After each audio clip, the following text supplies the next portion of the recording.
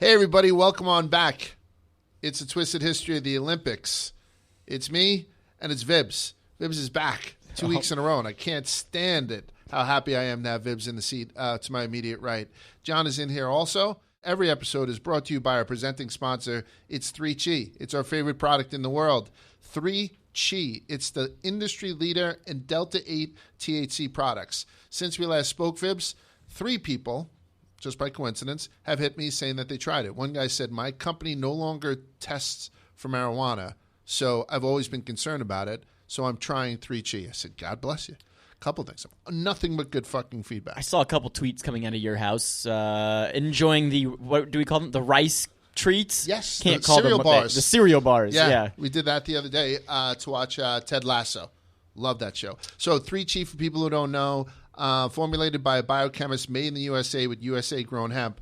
There's CBD and there's marijuana. Somewhere in the middle of it, a THC product called Delta-8 that we love. And 3Chi does it better than anybody else in the world. It gives you an amazing buzz, a great body feel, without all the paranoia and anxiety, at least for me. You can go to 3chi.com, the number 3chi.com. You can get everything there that you need. Vapes, gummies, oils, tinctures, edibles, any of that stuff at 3chi.com. You can't find a better deal than 5% off. That's what everybody gets. That's what we get too. So it's Twisted 2021 for 5% off your order. I know it's not a lot. They don't have to give you a lot because it's that fucking good. I'm cursing. Twisted 2021. Twisted 2021 at 3chi.com, the number 3chi.com. And you can go and get Delta-8 products that you got to use responsibly because it does have a psychoactive effect. So you got to be 21 years or older to purchase. Use it responsibly. Go today. Get some gummies, get some brownies, and enjoy.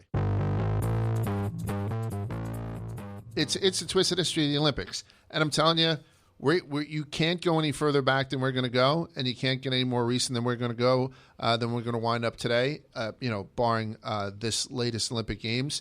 And I have a ton of information. And Vibs, I don't know too much about the history of the Olympics, so a lot of this stuff was enlightening. I think a lot of it's interesting. And, so perhaps some of those stories will pop up from here. The scandals that we're going to talk about, as you get into modern day, they're just not as sexy. Everything is tainted judges and failing piss tests, like drug tests and stuff like that. But some of the shadiness that had gone on before that is very, very interesting. But like we always do, is we're going to go back and way back. And I think people have a misconception. Like everyone has the idea that the Olympics had started in ancient Greece and that they've been going consistently all the way up into modern times. There's a gap, right? Huge gap. And I'm talking huge gap, right? That's what she said. But it's one of those things where I thought that it existed like through the Dark Ages. Mm-hmm. Like somewhere along the line, some 40,000 people, which I'll mention, kind of got together every 4 years or every 2 years to do this thing. But I'm giving everyone a timeline. I'm going to give a couple of timelines. We're going to get a ton of fucking information. Would you say go in you got Greece and all that in ancient times? Would you say modern times the stories of the Olympics that everyone knows would be Jesse Owens in Berlin, the Munich Olympics where the terrorist attack there, and then I don't know if this is the bombing in was it Centennial Park, Bicentennial Park in Atlanta? Yeah. Is that? Would you say that's way up there? I think those are probably the biggest historical events, not competing like no, but I think medals. Yeah, but there are so many other ones, and it has to happen, right? Like if you're going to bring together this many countries this often over such a long period of time. And the modern Olympics have been around for over 100 years. Mm-hmm. So I'm not going to say that. But there was a gap of, 1,000 years, somewhere in there. But, with that, just the boycott stuff, like it sort of takes some of the luster out of some of these medals. Like there was I think when they had it in Antwerp, Belgium once, when you have 32 countries not showing up, I mean, who'd you beat in the luge? Ireland and Jamaica? Big deal. Doesn't right? count. It almost doesn't count. I love the Irish. It's like the bubble championship in the NBA. It's like, does it count? Who knows? Yeah. So there's a lot of that. But if you go back to 776 BC, right? So that's when they started. 776 BC. And then there was some degree of regularity But by 424 BC, so about 350 years of regular games, right? They had large numbers of men, just men, had to go out. So it started in 776 BC, right? Ancient Greece. Mm-hmm. And it was the games that I'm going to describe to you in a little while.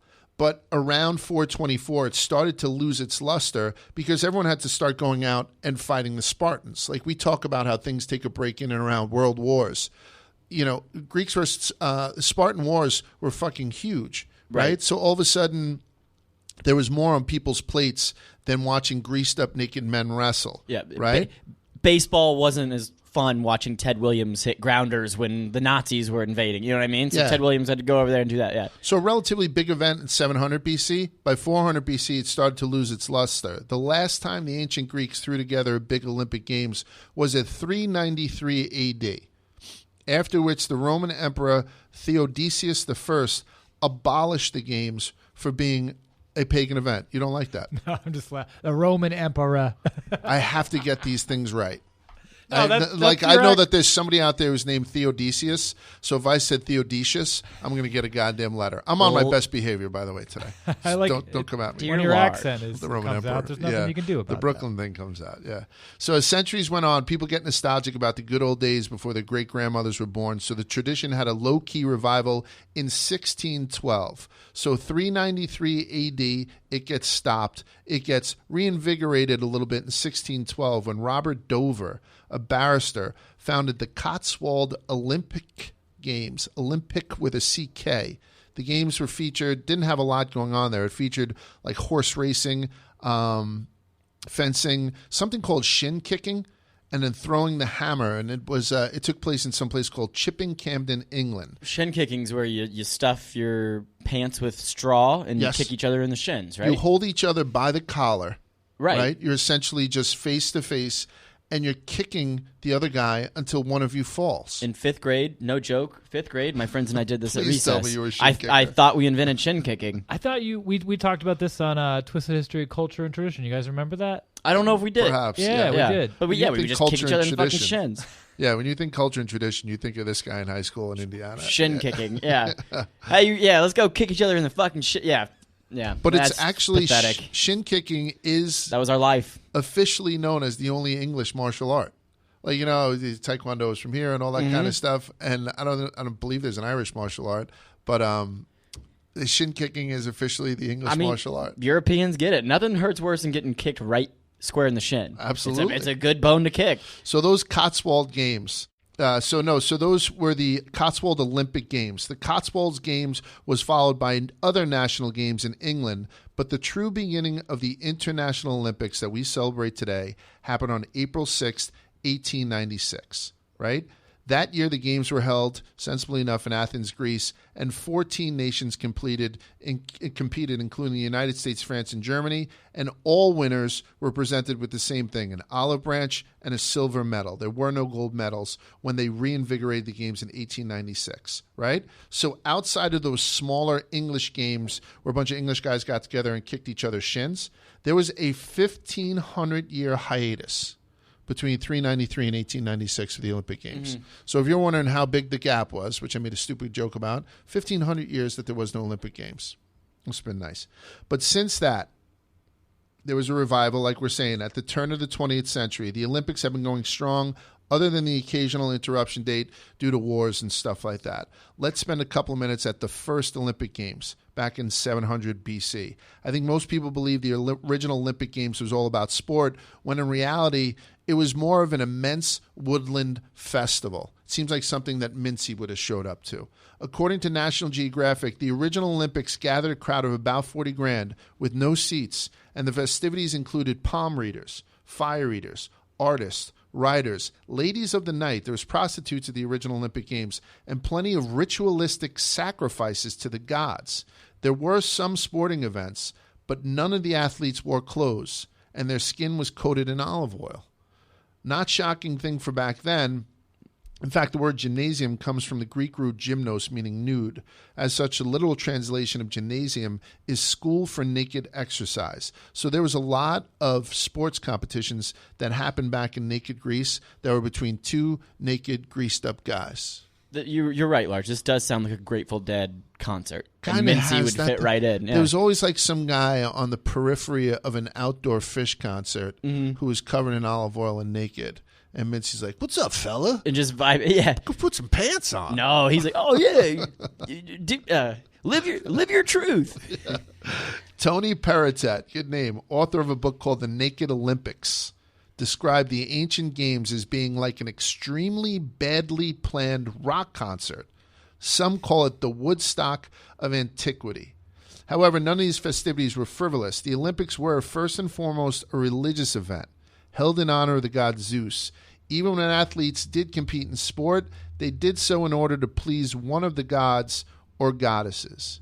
When people look back on the ancient Greek Olympics, there's a common misconception that the athletes were slaves, forced to compete in grueling challenges for the entertainment of wealthy masters. But most likely everyone is just confusing the Olympics with the Russell Crowe movie. Like everyone thinks it's, Roman gladiators out there fighting tigers for the Olympics, when I'm telling you right now, it was Woodstock. Incredible movie. I can watch anywhere that movie's at, I can watch it and finish it. The original Olympics forbade slaves from ever participating in the games, partially because it would have been seen as offensive for a slave to rub precious olive oil all over their naked bodies. So one of the things that was holding them back, you don't want to waste olive oil on a slave. So who did compete?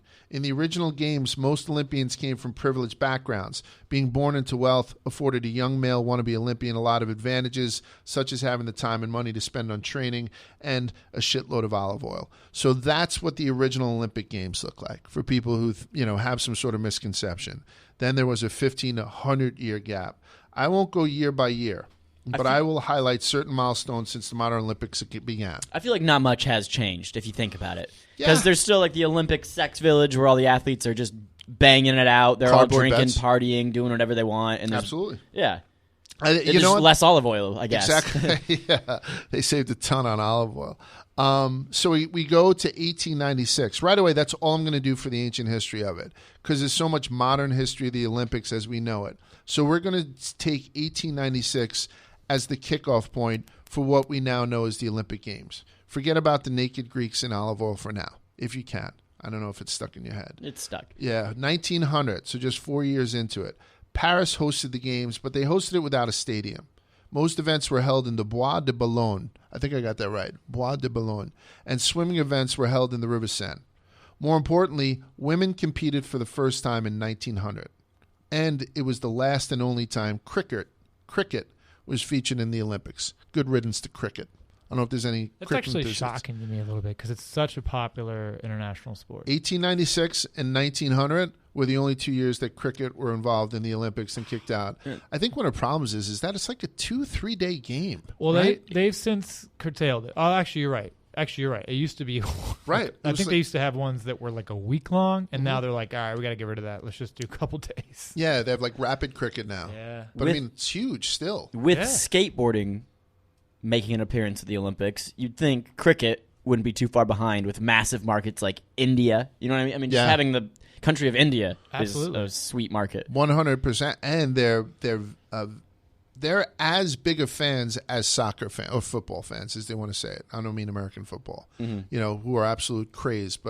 And there was a big cheating scandal within the cricket thing that people know about from all over the place. So cricket's big, but it hasn't been in the Olympics since 1900. In 1904, it was held in St. Louis, and gold, silver, and bronze medals were introduced. So it wasn't until 1904 that they started to differentiate and give people those gold, silver, and bronze. 1908, London. For the first time, the Olympics take place in a purposely built stadium. And the same year, figure skating was introduced as an Olympic sport. Back then, there wasn't any summer and winter games, so figure skating was technically a summer Olympic sport when it was introduced in 1908. And the good people of London were the first people that had to build a stadium expressly in order to host the Olympics, which we know is what everyone has to do now. Right? It seems like I'm going year by year, but it's only because the early Olympics have some of these milestones. Then I'll start to stretch it out. In 1912, that's the first time that athletes from all 5 continents, and you're going to say 5 continents, there's 7 continents, and I'll explain only 5 in a bit. So the pentathlon and decathlon were introduced also for the first time in 1912. So it was the first time that athletes from all 5 continents took part in it, and the pentathlon and decathlon were introduced for the first time. And in 1912, Portuguese athlete Francisco Lazaro was the first athlete to die during an event. He died running the marathon. So I will take a small left turn here to talk about this guy because I like the story of Francisco Lazaro. I feel like that's on brand for the marathon. Didn't the guy who the marathon is named after die immediately after completing it? Yeah, I think there's something like that. But when I ask you, how does somebody die running a marathon? Because you're a runner, quite an accomplished runner. I've mentioned it many times on this thing. I give you your props. You're the best runner that I know. Thank you. Right? Willie's the strongest guy I know. You're the best runner that I know. You would think it would be from what? Like Summer Games and a marathon. How would you die running a marathon? Exhaustion, just dehydration, exhaustion. It'd be pretty easy. If you, particularly if it was high temps. The high temps and the clip that they're going at, they're running like 4-minute, 50-second mile pace. So they're running 450 every mile for 26 miles. I want you to clip this, John, if you can. Francisco Lazaro in the 1912 Olympic Games in Stockholm died while running the marathon. And there were high temps, so dehydration had something to do with it. But it was discovered that Lazaro had covered large portions of his body with suet. Do you know what suet is? It's animal fat, but it's that thick animal fat that covers like the loins and the kidney. You get it from like beef, lamb, or mutton. He slathered this shit all over his body, not only to prevent sunburn, but to help with speed and lightness while running. But eventually this waxy fat restricted Francisco's natural perspiration, leading to a fatal body fluid electrolytic imbalance. Right? So before the race, Francisco has supposedly said, either I win or I die. Slathered himself up with suet, and he was 100% right. He died. First athlete to die in the Olympic Games. There are only 2 that died while competing. Francisco was the first, and the reason that he died in the marathon is because he covered himself in animal fat. There's a little tidbit you didn't know. Did not know that. You're welcome. So dumb. That sounds horrible. Being covered in animal fat and running in like 90-degree weather, awful. The following weekend, a memorial service, this is terrible. The following weekend, a memorial service for poor Francisco Lazaro was attended by 23,000 people at Olympic Stadium. Okay? They passed the hat around, and approximately $3,800 was collected for his wife. And later, a monument of Lazaro was placed at the marathon's turning point in Sollentuna, Stockholm. I read that, and it just jumped out at me. There were 23,000 people there. They only raised $3,800. That means the average person contributed 17 cents. That's not nice. You got to be able to go in for $1 for this fucking guy. 1912, though. 1912. 1912. You got to. The guy covered himself in animal fat and ran himself to death. He gets $1. At least give him a quarter. You get something, right? So Francisco was only one of 2 athletes to die during competition. The other was Knud Enemark Jensen. I love that name. Knud Enemark Jensen. He was a Danish cyclist who died while participating in the 1960 Summer Olympics in Rome of heat stroke, kinda. Okay, this is another kind of. And I'm telling you, the Summer Olympics in Rome, if you're going to be competing as a in the cycling competition, I think it would be the same thing. To find out that he died of heat stroke, you'd be like, makes sense. 100%. And if do you remember was it the Tour de France where the sign girl? Yes. That big pile up. 100%. I mean, those are extremely dangerous. Like I could easily see someone dying in a cycling event. But yeah, in 1960 Rome, it was probably unseasonably warm. Right? So Jensen was one of the 4-man Danish team, and his teammate Jorgensen, which is not easy. The guy's name was Jorgen B. Jorgensen, which is one of the most Danish names I've ever heard in my life. So I'm talking about Jensen, but his teammate Jorgen B. Jorgensen dropped out of the race due to sunstroke after the first lap. Makes sense. Necessitating that the 3 remaining Danish cyclists had to finish the race or be disqualified. All right, Jorgensen, you're out. Jensen, B and C, you all have to finish now, or else you guys are kicked out of contention. Jensen then told his remaining teammates that he too felt dizzy, but they wouldn't allow him to quit. One clutched his jersey while he was on his bike, keeping him from falling, and the other held him from the other side as he rode. So he was passing out and felt dizzy, and instead of letting him quit, his 2 teammates flanked him and held him up while he was riding his bike. Weekend at Bernie's him. Yeah, absolutely. Weekend at Bernie's him. The teammates were spraying him with water, leading to an apparent improvement. And he was like, okay, I'm better. When they finally let go of him, he immediately collapsed and he fractured his skull on the pavement. So they say he died of heat stroke. That's not heat stroke. That's somebody pushing him until he cracked his skull open. His team killed him. His team killed him. Not I think so. That's a murder in my point. Yeah. His family received 1 million lira. That's $1,600 in American money from an Olympic insurance company in compensation for his death. Okay, so that was 1960. He didn't get much either. So there's only 2 people who died during the Olympic Games. There have been many people who died at the Olympic Games, after the Olympic Games, or in the trials up to the Olympic Games. But as far as during competition, those were the 2, and neither of them made any kind of real money for it, right? All right, so back to the timeline. But first, I'm going to take a quick break to talk about Roman. Now that the world's opening back up, so many new thrills are on the horizon. I'd mentioned it multiple times.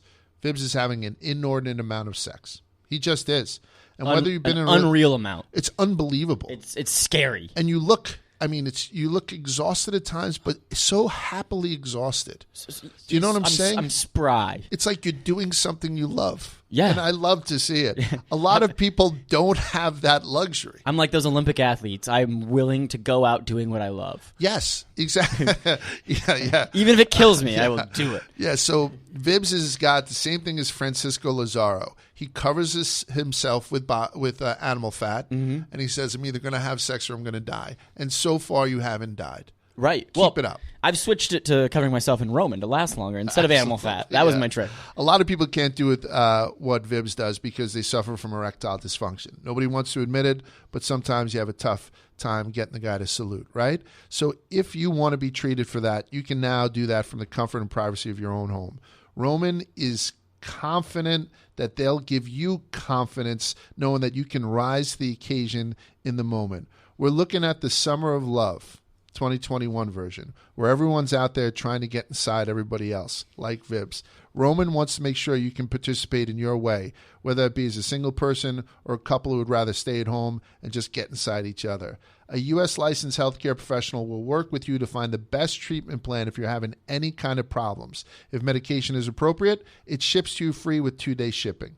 The whole process is straightforward, convenient, and extremely discreet. I'm saying right now, if you got any problems in the bedroom, go to Roman. Go to Roman. It's getroman.com/barstool, and you'll do what's called an online visit, and they will help you out. Take care of your ED without leaving your home. Complete an online visit today to connect with a U.S. licensed healthcare professional and take care of it. Go to getroman.com/barstool today, and if you're prescribed, get 50% off your first month of any kind of ED treatment. Make sure you're ready to have the confidence of Jeff Vibert and control of Jeff Vibert this summer, and make sure you're Roman ready. GetRoman.com/barstool today, and if you're prescribed, you'll get 50% off your first month of ED treatment. And that's the Roman Ed. I'm vaxxed up. I'm coming over with the Roman tonight. I'm ready. And they do the swipes, the desensitizing swipes. So I've used you, I told you, on Podfathers and stuff like that, 100%. We're getting back to the timeline. We left off right before 1916. Now, 1916, the games were due to be held in Berlin, but those games were canceled due to World War I. 1920, they come back, and they're held in Antwerp, Belgium. I love that name, Antwerp, Belgium. The Olympic ring symbol was used for the first time. It was the first time the opening ceremony saw doves.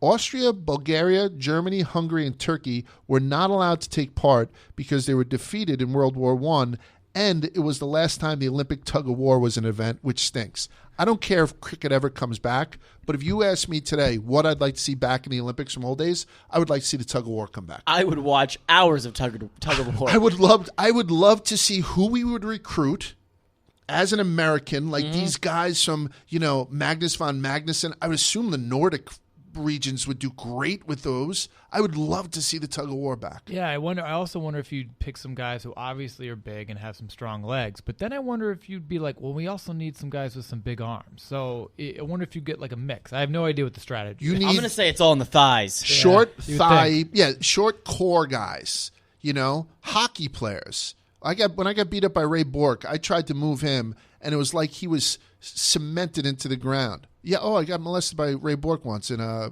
steakhouse up in the north end of Boston. So I think that from personal experience, from the time I got my ass kicked by Ray Bork, and it's out there. I called it the Boston Massacre when I wrote about it. You can't move a hockey player. They have no center of gravity. They're essentially just nailed into the ground. So I would think a hockey player obfuscates, particularly Ray Bork, who molested me at Tresca, the steakhouse he owns on the north end of Boston. We're very good at the tug of war. So I'm looking. I just YouTubed this real quick. Oh, damn. Is that 16 million views? Yeah. The 2014 World Indoor Championships of Tug of War. They have like weight classes as well. Okay. So you could have like skinny guys like me on there. You could have big, larger guys like me, like you. Yeah. But it looks awesome. I would just have one category. They all are facing. They're not like to the side. You know what I mean? They're all facing forward and they're like kind of falling back. They're using their body weight to fall backwards with the rope. And I would have something humiliating in the middle, like pudding. Like, so when you do come through, 100%. you got to fall into pudding. Pudding's kind of. Pudding would be fun. Yeah, something. KY jelly's a little Yeah. Pudding would be fun. Yeah. I like that. Like cherry pie filling or something like just humiliating. You know what I hit? Key lime pie is disgusting. It tastes like air freshener. It's gross. I would love to like pull somebody from their asses are on the ground. They're basically like a crew, like a rowing crew. That's pretty cool. I'd say I would watch that. I'd certainly watch that more I'd than watch cricket. this a billion times. Last time they did it was in 1920. And in 1920, like I said, remember, Austria, Bulgaria, Germany, Hungary, and Turkey were not allowed to take part because they were defeated in World War I. World War I, and all of a sudden, boom. You lose, you don't get to compete in the Olympic Games. It's just one of those things. 1924 was the first time we had the Winter Olympics, and they were held in Chamonix, France. 1932, Los Angeles. It was the first use of a photo finish camera, and it was the first time winners stood on that iconic tiered stand with national flags raised above them. So they didn't use the stand until 1932. 1936, that's the big one. It was in Berlin.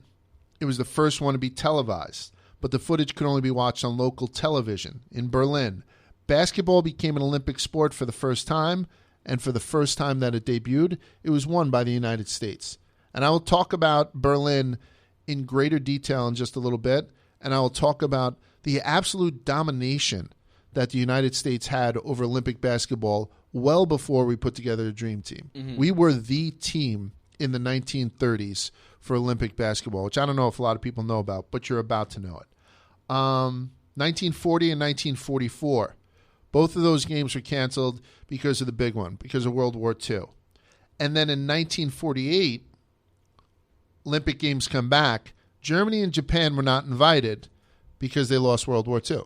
Again, right? And that was held at St. Moritz in Switzerland. If you're going to get into a war with the entire world, you're not invited to the Olympics the next year. Exactly. I feel like that's a mistake, though, because you want to know what those countries are up to.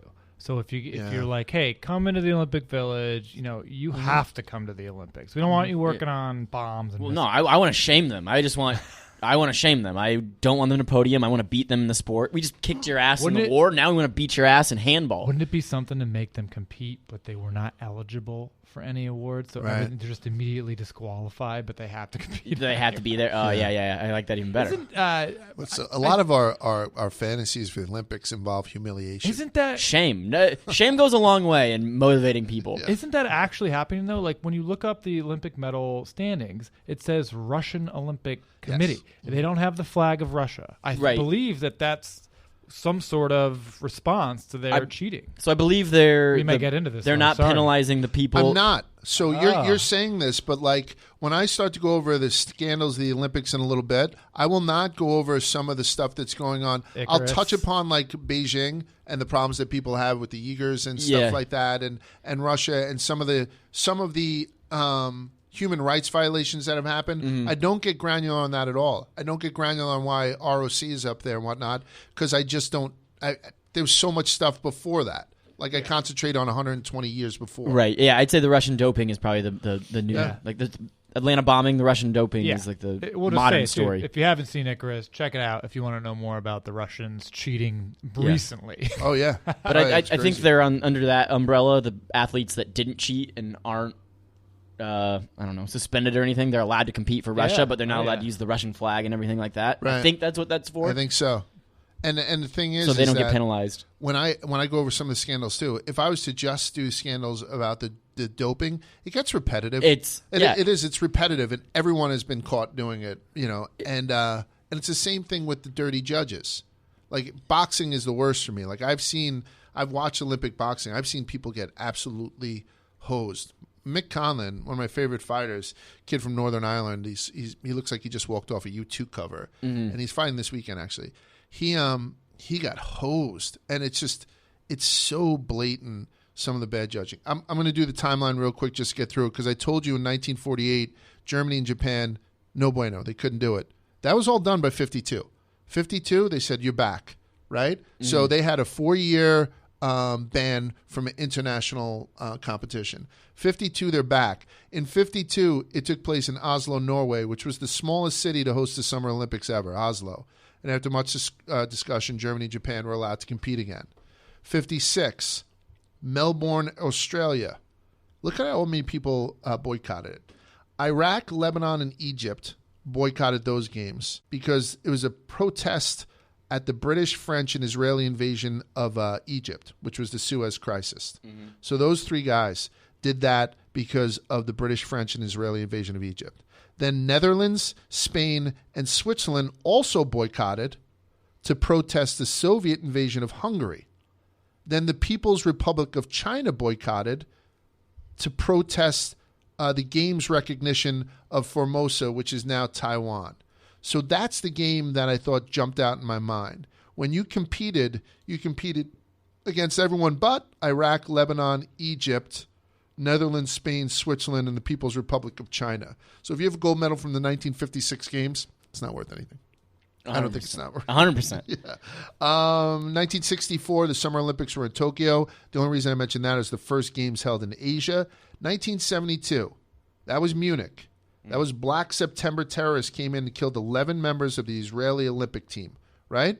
It was called the Munich Massacre. Vibs had alluded to it earlier. Palestinian terrorists protesting against the imprisonment of Palestinians by Israel entered the Olympic Village. They killed 2 Israeli athletes who resisted, took 9 others hostage, and all 9 hostages were killed as the terrorists tried to escape. By the way, they didn't take table tennis guys. They didn't take female gymnasts or something. The female gymnasts are probably the biggest ass kickers in the world. Yeah. They didn't take guys who were very good at math. There was the wrestling team. Like, they took some fucking badasses, wrestling coaches, wrestlers, and stuff like that. They killed all 11 of them. That was an absolute tragedy. It would be the last team you'd want to take. Gymnasts, wrestlers, mixed reviews on it, but I actually always thought it was a very well done movie. Steven Spielberg's, I think it was 2012, 2010, Munich, maybe even a little earlier. So I never saw that because it was mixed reviews. Somebody said that it wasn't. Was it good? Was it worthwhile? It's very serious. I just watched it over COVID, and it was solid. Yeah, it was a good telling of what happened. Yeah, there's some good actors in it. Eric Bana, I want to say, is in it. Yeah, I think you're right, Eric Bana. Yeah, it's a very serious take on it. But if you want like a retelling of what that story was, I had 2005 never really known the full response as well. So very interesting. I didn't obviously 1972. I was only 1 year old when it happened, right? So I don't remember this. But it was very much taught in schools in and around it was taught almost like current events. Right. You know what I mean? Like the way people talk about 9/11 now, even 20 years later. So when I was in school learning about stuff when I was 10 through 15, this always came up.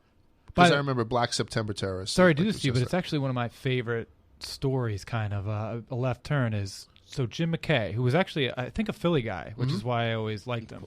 But when I was studying broadcast journalism in college, that comes up a lot because Jim McKay had done Wide World Sports on ABC and had crafted a career as like this great sports journalist. Right.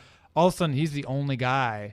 This is before CNN. This is before 24-hour news. So he's really the only guy that's set up on site with a TV crew, satellite, everything, can cover it and give people real-time updates. So he had to change from sports guy into Walter Cronkite, essentially, and be like, so he's the famous guy who said they're all gone. We've lost all of them. And that was like the famous, very heartfelt. So he did a great job. He did a spectacular job switching into this very serious mode. So it's taught in schools. It's very interesting. Yeah, and it was from only one angle, like you said.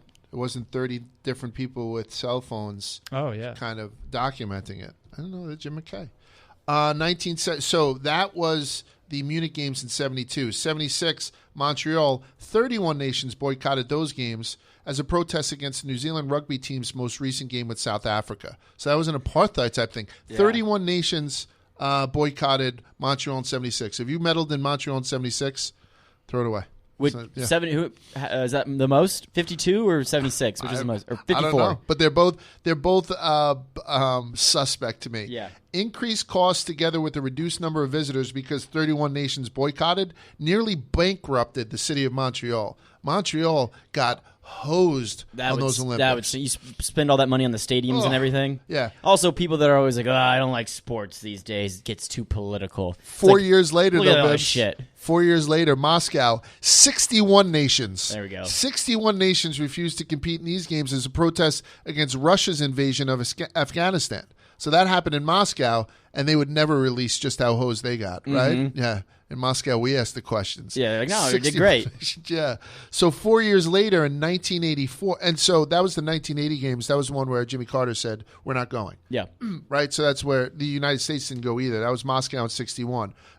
Moscow in 1980. 4 years later in 84, 15 communist bloc countries then refused to compete in the games in LA. Yep. Right? So we didn't go in 80, and then in 84, 15 communist nations decided to boycott us. Romania was the only communist bloc country to take part in the games in 1984, and they wound up coming in second.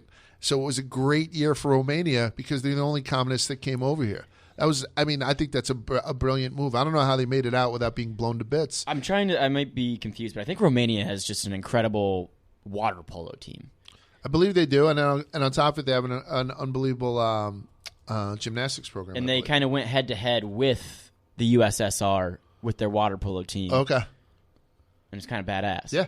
1988 in Seoul, South Korea, 11 medalists were disqualified for using banned substances. So it was around 1988 that banned substances started to come to light. 1998, I jumped ahead 10 years. Good for me. In Nagano, Japan, women's ice hockey debuted. I mentioned that because Eric is into it. So that's a little nod to the CEO. Mm-hmm. What's up, Smart. baby? 1998, Nagano, Japan, women's ice hockey. 2008, I jumped ahead another 10 years. Beijing, China, a record number of records was broken, right? Records were broken like plates at a Greek wedding. Maybe clip that, John. I like the way I said that. I loved it. Right? So 2008, Beijing, China, a record number of records were broken. Records were broken like plates at a Greek wedding, right? Stamp that. That's me. Put Genius. on a T-shirt. Yeah. 43 world records and 132 Olympic records were broken during the 2008 Summer Olympic Games in Beijing. Michael Phelps, with his weird-ass face, won 8 gold medals in swimming. That was the most ever at a single Olympics. 2008, Beijing, China. If you had a record, it was broken then. So that gets us to 2008. That gets us to modern day. Mm-hmm. Sometimes I rush through the history part. I didn't there. I got pretty granular again. I'll use the word again. I love granular. Put it on the bingo card. Right. So now let's take a look at most of the prominent symbols of the game. First, the gold medals. I don't know if people believe this. I don't know if it's something that they bring up every Olympic Games, but the gold medals are not made of pure gold. It turns out that the most famous award in the world is just a gold wrapper, much like a Reese's peanut butter cup. Right? The inside is filled with 93% silver, 6% copper, and then wrapped in a thin layer of gold. And you should know that the Olympics have been handing out these gold-wrapped medals since 1912. So it's hardly a new thing. It's always been silver wrapped in gold. The medal for the Summer Olympics in Tokyo were made from 80,000 tons of recycled electronics.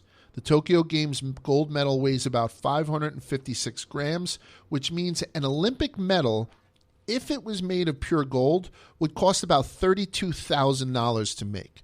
But it's not. It's made out of silver, right? And that's a good thing because Olympians have to pay taxes on their winnings. So they also pay taxes on the value of the medals themselves. And the quote-unquote gold medal is generally valued somewhere between $600 and $1,000. It's the way it is, give or take, which actually makes it a huge tax relief that the medal isn't pure gold for the medalists. It's just ridiculous. For most athletes, aside from a few highly paid Olympians like Durant or Naomi Osaka, competing at this level is a financial struggle. Their equipment costs, coaching costs, training costs, medical costs, and more, leaving athletes to scrounge for cash from sponsors and grants. I find this part fascinating. I'm a money guy. I don't know if you knew that about me. 25 years on Wall Street. Did I mention that yet? We're almost a half hour into this. I usually mention it. Yeah, we've never done that one yet. What do Olympians make? The U.S. is awarding $37,500 for each gold medal this year. If you win a gold medal, you get $37,500 plus $22,500 for silver, $15,000 for bronze. That's the going rate. On top of the grants and benefits like health insurance, it makes it a little bit more widely available. Those figures are up from the Rio Olympics, where it was instead of $37,500, you only got $25,000 for a gold. So you're making $37,500 in the U.S. if you win a gold medal. The host country of these games, Japan, pays similarly, with medal bonuses of roughly $45,000 for gold, $18,000 for silver, and only $9,000 for bronze. So U.S. is $37,500. Japan pays $45,000 for gold. But not every country offers a prize for a podium appearance. Great Britain, New Zealand, and Sweden don't provide any extra pay for medals, and neither do smaller nations like St. Kitts and Nevis or the U.S. Virgin Islands. Makes sense. Estonia doesn't pay its medal winners in one lump sum, but instead gives them a lifetime allowance of 4,600 euros, around $5,500 per year, with additional support as they approach retirement age. Those paychecks will add up for champions like fencers who medaled in the women's team last week. Stretch that out, and a 29-year-old Olympian fencer from Estonia who reaches the life expectancy of 78 would collect more than $300,000. So that's a little bit better. Yeah. Right. Put that away in a CD maybe? Yes. Right? Maybe some sort of fund, perhaps. Okay. Maybe get in some sort of mutual fund. Who pays the most? I'll do the top biggest payers starting from 10 and working my way up, because I don't think it's nations that you would think would be the biggest payers. Kosovo is number 10. The government of tiny Kosovo is paying 100,000 euros to gold medalists. 100,000 euros, which is about $119,000, right? And they've already had 2 Olympic judo champions in Tokyo already. All right, so that means that they are paying these things out. Hungary pays out 50 million Hungarian forints. If you win a gold medal, you get 50 million Hungarian forints. Do you know how much that equals? $166,000. So okay, 50 better than million I thought. forints, yeah, but 166,000, it's not bad. Around 118 grand for silver, and then just under 90 for bronze, plus smaller payments for athletes finishing 4 through 8. And each member of a medal-winning team is eligible for the same amount as an individual athlete, which is great news because the Hungarian men's water polo team is always a threat. So it's not like they have to split up the 50 million Hungarian forints among them. Every one of them gets $166,000 American. It's pretty cool if you're a Hungarian swimmer, right? The Philippines, for an individual gold medal, they pay 10 million Filipino pesos. I don't know what Filipino peso is. It winds up 10 million of them equals $200,000. Yeah, I was going to say, I feel like the Filipino peso is combined in different currencies. Weightlifter Hidilyn Diaz snagged the Philippines' first ever Olympic gold medal last week. They've never won one. The Philippines have been competing for 97 years, and they've never won a medal. Wow. Then this lady who's gone from worst to best, she's competed in a couple of games. She's a really cool story, this Diaz woman. So she just won roughly $200,000 American dollars for winning the gold, and that's from the Filipino Sports Commission. But her winnings don't stop there, and I love this story. The commission vowed to give Diaz an additional 5 million pesos, and with the contributions from their president, Rodrigo Duterte, the city of Zamboanga, and other individuals and companies, she's due to haul in a total of 48.5 million Philippine pesos. 48.5 million Philippine pesos, which means this girl Diaz, this powerlifter, is looking to make about $970,000 for winning a gold medal, as well as getting a house, a condo unit, a van, and unlimited flights for life on 2 Filipino airlines. She's set. She's set. That's a girl you go after, Vips. Yeah. someone that can make me feel secure at night. Yes. And secure for the future. She just got $1 million. She's got a sweet-ass condo in Manila. She's got a free van. I thought that was weird. The free van? Yeah, they give her a free van. Yeah. I don't know what that's about. Like, you think it would be like a sports car. 100%. Yeah, they're giving her a van. She's got to put her weightlifting equipment. Yeah, she needs me to help her put her weightlifting equipment in the bag. I'm not seeing the forest for the trees. A big one, Italy. Their prize for an individual gold medal is 180,000 euros. That's $214,000. That's a jump from about 20% from what they gave in 2016. And more than a place like the Philippines, that can amount to a lot for Italy. Italy wins medals. The Italians won 28 medals at the 2016 Games, the 9th among all countries, and they already have 20 medals in Tokyo. So now those 20 medals in Tokyo, they're not all gold, but for the gold medalists, they're paying out $214,000 American dollars. Then they're paying $90,000 for silver and $60,000 for bronze. So with 20 medals already, and they're not done, Italy has a big bill to pay.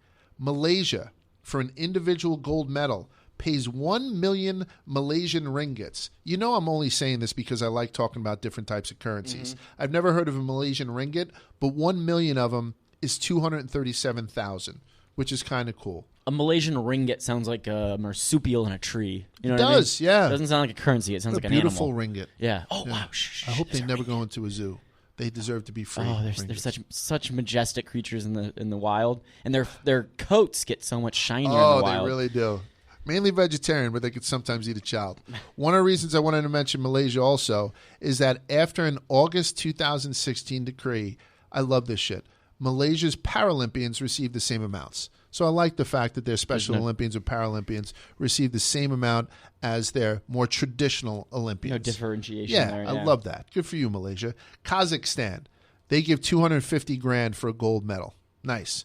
Bangladesh, they give $300,000 for a gold medal, but you might as well make it a fucking trillion because Bangladesh has never won an Olympic medal, and that won't change this year. Bangladesh is not putting many people on the medal stand, so they say they'll pay you $300,000. That's suspect, and it doesn't matter because Bangladesh will never medal. Number 3 biggest payer for Olympic medalists is Indonesia. They pay 5 billion Indonesian rupiah. 5 billion of them, which is about 346,000 US dollars. They paid out 5 billion in 2016 to the mixed doubles badminton team, and they said they would do the same thing, plus give them an allowance of $1,400 a month for life. So badminton. Indonesia pays. Badminton, yeah. No, I feel like Indonesia, Bangladesh, these countries would benefit from having cricket. I feel like we need to get cricket would, back. Yeah. And like when I said the Munich massacre, I said they should have took like female gymnasts. Should have took badminton players. 1,000%. Right? Without the rackets, I don't think this shit. Yeah, no. Take those. Number 2, Taiwan, or Chinese Taipei, as it's known in the Olympics, has a prize for an individual gold medal of 20 million new Taiwan dollars. 20 million, which is 700,000 US dollars. That's awesome. And number one with the bullet is Singapore. Singapore offers the highest known payout for an individual gold medalist at 1 million Singapore dollars, which is roughly 738,000 US, plus 500 grand for silver and 250 for bronze, right? As of Friday night, Singapore was not among the 70 countries that had scored a medal at these games, but I believe it could contend in the women's team table tennis event this week if they haven't already. So they haven't paid it out, but Singapore is number 1 with the bullet. You can get $738,000 per medal. We mentioned the young lady with the weightlifter. She got all those perks. Right. But those were some private people, the president giving her something. Yeah. Singapore cuts you a check for $738,000. I wonder how many you could do doubles table tennis, you could do singles table tennis. Right. Let me ask you something. I'm not as patriotic as I used to be. I used to be like jingoistic and patriotic and all that stuff. Let's say I was somebody who's in a secondary or tertiary sport. Or, well, you would know more than me. I was going to say cross country is kind of a... Yeah, well, no. I mean, cross country is studly as far as Olympic Games go, right? Anything to do with track and field. Why wouldn't you go and get your Singapore citizenship and compete for them and try and get... If you were a stud guy... I've wondered that myself. I don't know. Are there rules and regulations that keep you... The Olympic Committee has that keep you from doing that? Like, I think it's genius. Like if I was Mr. Vibert and I saw that my kid in the middle of Indiana was all of a sudden dusting kids at like 11, I would apply for it then. Right. And then put you through the grind. Or you'd be 10 years an official member of Taiwan or Singapore before you went. I want to get you for $738,000. I don't know. You don't see a lot of it, but boom. Genius. Yeah. So that was all about the big symbol, the medals. Here's the second big symbol. That's the Olympic rings. Pierre de Coubertin designed the Olympic rings, 5 interlocking rings. He did it in 1914, and they were first used in the 1920 games in Antwerp, Belgium. Legend has it that each ring stands for a certain continent, even though there are 7 continents and only 5 rings. I'll explain. The red ring supposedly symbolizes both North and South America, so they condensed that into one continent. Gotcha. So it goes from 2 to 1. The black ring stands for Africa, the yellow ring stands for Asia, the blue ring is Europe, and the green ring is Oceania, which is Australia and the surrounding islands, and Antarctica got skipped since they don't show up for it. Yeah. So that's why it goes from 7 to 5. What I just said with the black thing goes for Africa, the yellow thing goes for Asia, that's not true. That's what everyone assumes, and it's kind of racist. I was going to say, it sounds... Absolutely. There is a degree of truth to this idea, but people misinterpret it. As explained by Reader's Digest, who never tell lies, the 5 rings do represent the 5 continents, but no specific ring stands for any specific continent. The colors, red, black, yellow, blue, and green, were chosen because at least one of those colors could be found in every national flag in the world at the time. So this is back in 1920. And the Olympic rings were supposed to be all about worldwide inclusiveness. So for some guy it said, the black ring's got to be Africa. The yellow ring, it's Asia. It sounds like something that my uncle would have said. Yeah. You know what I mean? It's not true. It's more due to the fact that their role showed up in the flags of people who were competing in and around the time that the rings were introduced. And the third big tradition, so I went over medals, and then I went over the rings. The third one I'm going to do is not actually an ancient tradition. It's the Olympic torch relay. Mm-hmm. I think people have that in their minds, that people were running across and doing these torch relays from ancient Greece on up. People think that it's been since the beginning of time, but the torch relay has its roots in the controversial 1936 Berlin Games. Carl Diem, the chief organizer of the Olympic Games, conceived of the relay as a propaganda tool for the Nazi Party. The torch relay is a Nazi vehicle to showcase the supposed superiority of the Aryan race. The relay passed through Greece, Bulgaria, Yugoslavia, Hungary, Austria, and Czechoslovakia, who had all succumbed to Nazi rule within 10 years. So this was them flexing, saying, we're going to run a torch through your town, and pretty soon there's going to be tanks that follow, batten down the hatches because the Nazis are coming, right? In one of the ugliest twists, as the 1936 torch made its first relay across the European countries, bystanders were encouraged to cheer Hail Hitler. And as a happy ending, Hitler's attempts to make the Olympics into a Nazi showcase got badly burned when Jesse Owens, who you said is one of the I'm going to say it again, one of the iconic moments in Olympic history, an African-American competitor, won 4 gold medals. And not too soon after those games, World War II blew up, and the Olympics were canceled for 12 years. But when the games returned, the torch relay became a venerated tradition. I don't know if we talked about it on here, left turn. Jackie Robinson's brother got like second in the Olympics. The long Mac jump. Robinson was his name, and he was a teammate of Jesse Owens. Right. I feel like that's kind of overlooked. When Absolutely. You got Jesse Owens, and then your brother is Jackie Robinson. Yeah. Sucks. Now, was it his brother, or was it his father? I remember. That was his brother. Because I read that too. His name was Mac Robinson. Mac Robinson. Let's look.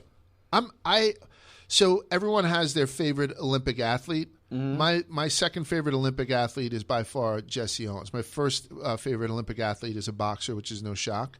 What was Mac Robinson? Brother of Jackie Robinson. Imagine that family, right? Such an athletic family. Your son is in the Olympics, and your other son breaks color barrier. I was always jealous of the kids' parents that that's the showed up, and they're like, and they're just like, their kids are just like getting every medal and winning everything. Like, I was good, but I wasn't dominating every sport like some kids were. Those I like kids, to make those it out cool to be guys. like you were. Yeah. I'll say you were. Hype me up. Yeah, that was like 20 years ago. That was like 12 years ago, dude. You can say whatever you want. Hey, hang on. Yeah. I'm on an Applebee's wall, damn it. Are you? Yeah, you'll. Nice. Actually, I'm back on my own high horse. I'm on an Applebee's wall. You will all respect me. Are you on the wall here by Marina? No, I've thought about printing that off.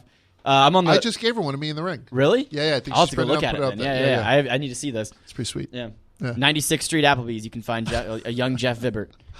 Nice. In Indianapolis. I'm going to talk, and I don't mean to get everyone's hopes up high, start talking about Jeff Vibert's athletic stuff, but I think I'm going to make a left turn into Jesse Owens right now. That's fair. Which is a little step down. But first, we're going to talk about SelectQuote.com. Did you know that the earliest life insurance policy was made in London in 1583? This is a history podcast.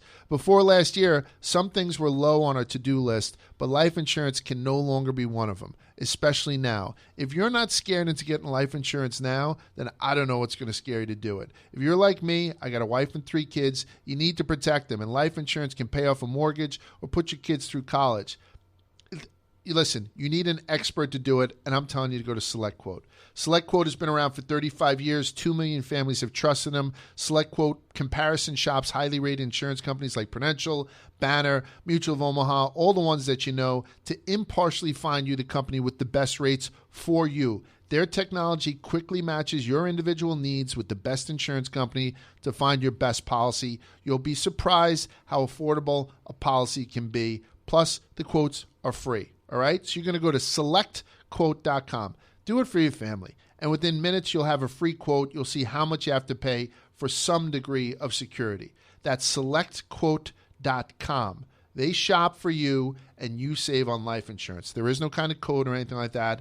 I'm telling you, go to SelectQuote.com and get your family some life insurance. But back to Jesse Owens, my second favorite Olympian of all time. Vibs, he has a better story than you. Jesse Owens arguably has a better story than Vibs.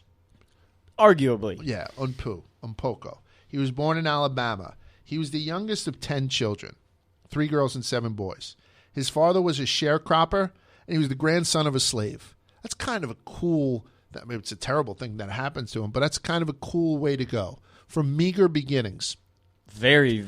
Dad was a sharecropper. Grandpa was a slave. I was the youngest of 10, born in Alabama. And that's the beginning of a great movie. No one's going to accuse you of getting preferential treatment there and having a leg up on anybody. No privilege involved with that byline. Started from the bottom, as Drake said. His family eventually moved from Alabama to Ohio, and he wound up going to Ohio State. His nickname when he was at Ohio State was a great one. It was the Buckeye Bullet. That's a great one. That's sick. John, I want you to tape this as a clip because I want people to know. So Jesse Owens eventually went to Ohio State. He set 3 world records and tied another, all in less than an hour at the 1935 Big Ten track meet in Ann Arbor, Michigan, a feat that has never been equaled and has been called the greatest 45 minutes ever in sport. So when people think about Jesse Owens, please, 4 gold medals right in Hitler's grill is one of the greatest things you can do. He spent 45 minutes at the Big Ten track meet in 1935, and he set 3 world records and tied another. The greatest 45 minutes ever in sport, and that's another little tidbit for Jesse Owens for you.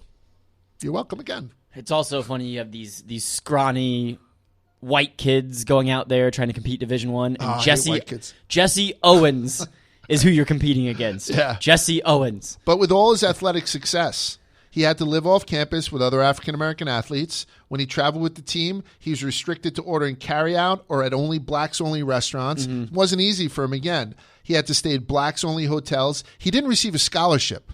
I know girls who went to Notre Dame for violin, like almost full boat rides. Jesse Owens, who was breaking I'm telling you right now, I knew a Chinese girl at Notre Dame. She used to cut her nails every day. She was that good of a violin player. I think she was on partial scholarship because of it. Jesse Owens, one of the greatest runners who's ever lived. Greatest guy to ever lace him up. He didn't get a free boat to Ohio State. I don't know. That's track. That's track athletes. That's cross country and track. You don't really get the respect that a football player or a basketball player or a violinist would get. I hear you. They're like, we'll pay for your books. So that's him in college. Then in 1936, that's when the shit hit the fan for him in a good way. He won 4 gold medals while surrounded by Nazis. Just before the competition, the founder of Adidas, and we spoke about the brothers who hated each other, but Adi Dassler from Adidas visited Owens in the Olympic Village and persuaded him to wear the Gerbruder Dassler shoe fabric shoes. He was the first sponsorship for a male African-American athlete. Think about that. He was the first guy to ever have a apparel deal. That's big. I think so also. First African-American to have that. A lot of people, maybe they don't know that Nike didn't come around until a lot later, and it was track and cross-country that kind of got... Cross-country and track that got him into the... Prefontaine. What was his name? Who was the Nike guy? The Nike coach. Phil Knight. Phil Knight. No, but Prefontaine was the runner, right? Wasn't it? Yeah. No, Steve Prefontaine. Absolutely. A little overrated. This is right in your wheelhouse, by the way. Yeah, a lot of track and field today. Owen's record-breaking performance of 4 gold medals was not equaled until Carl Lewis, who had one of the worst renditions of the national anthem of all time. So bad. That's like Carl Lewis is kind of singing the national anthem, I think is how I remember him, maybe. I don't know. And it's a shame. Yeah. But he won the same 4 medals as Jesse. Right. He won them, but he did it almost 100 years later at the 1984 Summer Olympics in Los Angeles. But on August 1st, 1936, Nazi Germany's leader, Adolf Hitler, shook hands with the German victors, and then he left the stadium. International Olympic Committee President Henri de Bellay-Latour insisted that Hitler greet every medalist or none at all. Hitler opted for the latter and skipped all further medal presentations. John, I actually think you should clip this about Jesse Owens. I think you should clip this about Jesse Owens because everyone talks about the fact that Hitler shook hands with all the white and German winners. Mm-hmm. And then when he was made shake hands with everybody else, he decided to leave. So everyone thought that Jesse Owens may have some more animosity towards him. That shun by Hitler never bothered Jesse Owens as much as the fact that President Franklin D. Roosevelt, FDR, never invited Jesse Owens to the White House following the triumphs in the Olympic Games. And on October 9th, 1936, Owens told a crowd, "Some people say Hitler snubbed me, but I tell you, Hitler did not snub me. I'm not knocking the president. Remember, I'm not a politician. But remember, the president of the United States did not send me a message of congratulations because people said he was too busy." So everyone thinks that he hates Hitler. I think Jesse Owens hated FDR more than Hitler. And it was said by him and other people that he actually did shake hands with Hitler, but not near the podium. Mm-hmm. So that's something that often gets, I think, misrepresented. That's kind of a hot take. He didn't hate the most hated man in the world. He hated the most beloved president, maybe of all time. Maybe FDR scumbag. Maybe he was. Fuck him, there's no Maybe deal. he was. Owens returned home from the 1936 Olympics with 4 gold medals and international fame, but he had difficulty finding work. He took on menial jobs as a gas station attendant, playground janitor, and a manager of a dry cleaning firm.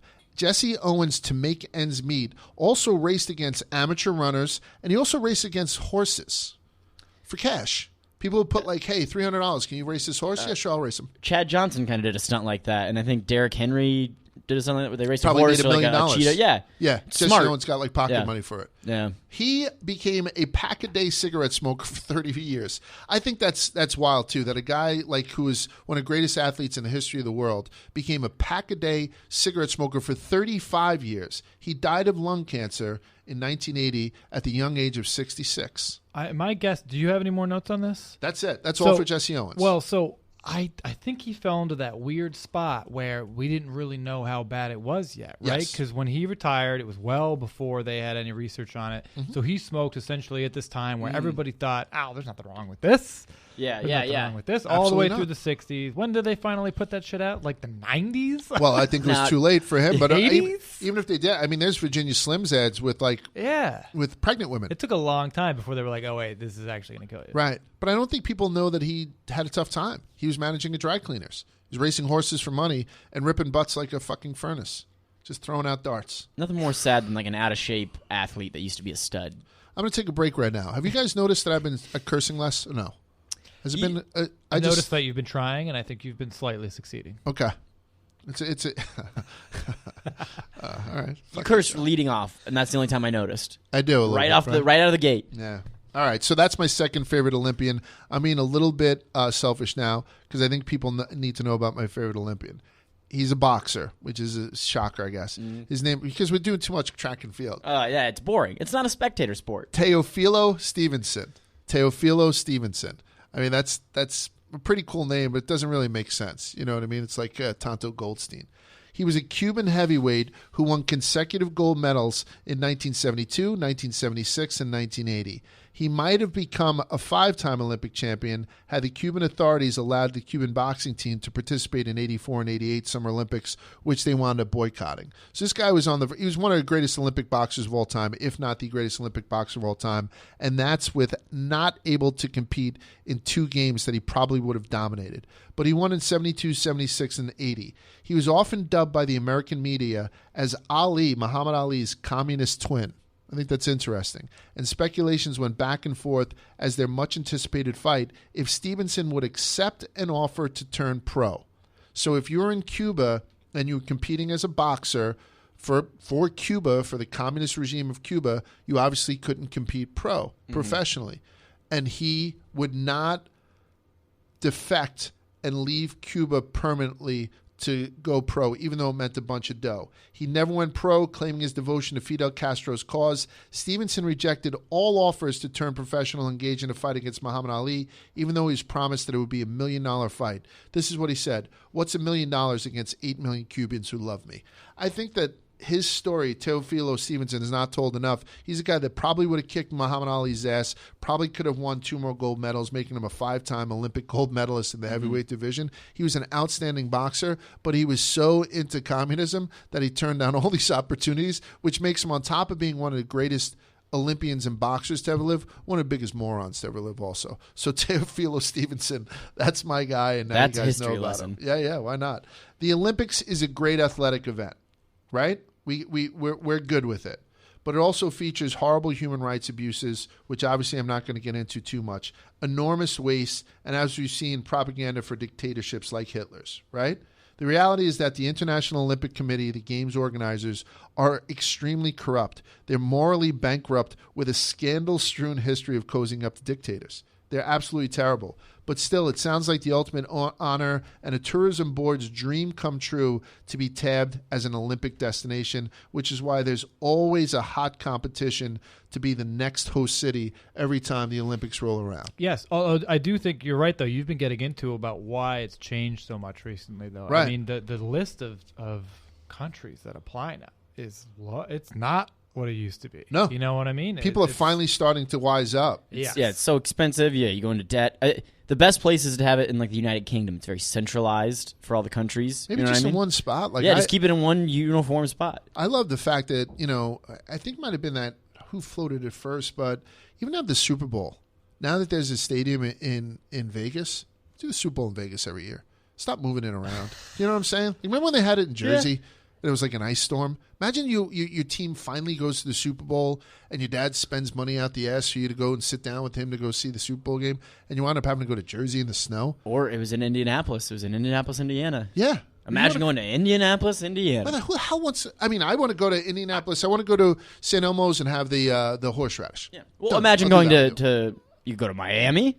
Or you could go to Indianapolis. Yeah, the next year you would have been down in Tampa Bay or Miami. They used to just rotate it, right? It was like Miami, San Diego. I think New Orleans was thrown. New Orleans was in there a lot. I think they would just rotate it. And I don't know why they got away from that, because everybody loves. Houston was in there a lot. Yeah. When the Olympic Games were renewed for the first time from their original home in Athens, just 13 European and North American countries participated.